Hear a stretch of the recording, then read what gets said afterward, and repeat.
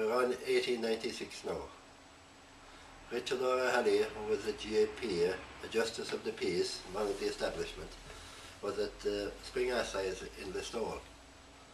And he had a penny farthing bike, which was very unusual at the time, and he cycled to Listowel sometimes, rather than take a pony and trap. And there was a torrential downpour and storm.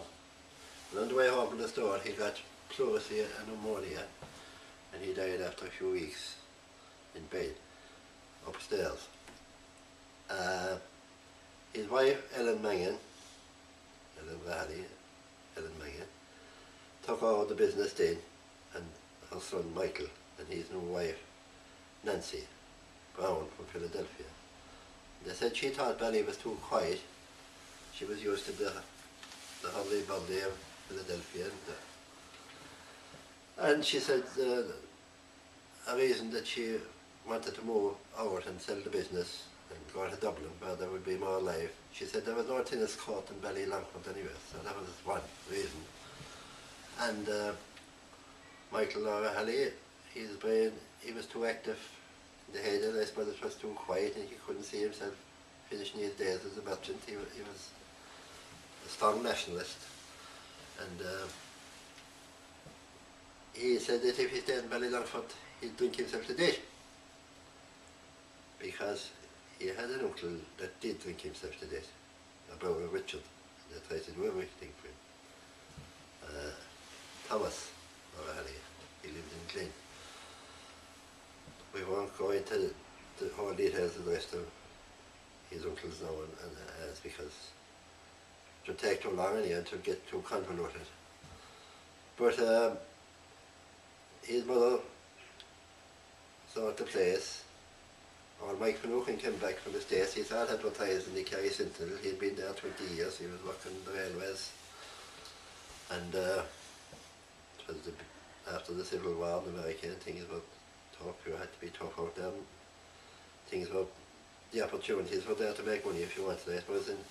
He bought the business for £800 at the time, which was equivalent, I suppose, to nearly $1 million now. And it also said that, it's recorded, when Richard O'Reilly died, he was very canny investor in the stock market in London, and one of his investments was the changing from the hanks of wool that time and sewing cotton from cards into the timber spools, and he invested in a company called JP Coats. They were massive conglomerate now, textiles and everything.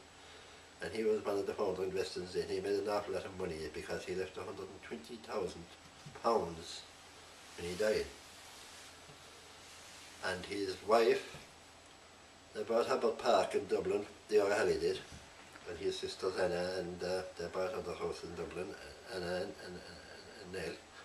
And his mother, Ellen Mangan, moved down and she bought Queensborough House in Co.Kerry.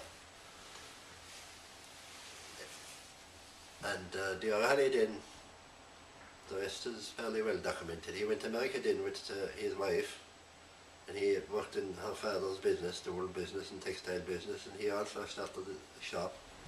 And there was a couple of his children born in America.